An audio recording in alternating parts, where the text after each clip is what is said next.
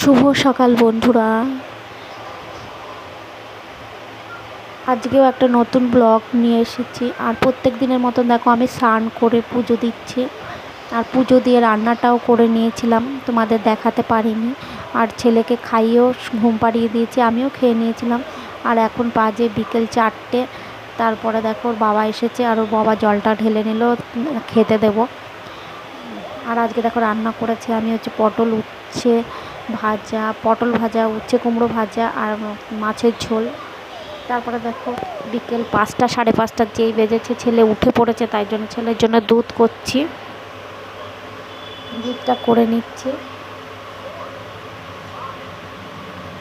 আর যেই ছেলেকে আমি হাতে দুধটা ধরিয়ে দিয়েছি, আর এখন একটুখানি মুখে নিয়েই ও গাড়িতে চাপিয়ে ওটা নিয়ে খেলছে। ও আজকাল এরকমই খেলা করে, যা পায় গাড়িতে চাপিয়ে দেয় আর সেটাকে ভু ভু করে মুখে আওয়াজ করে আর খেলা করে।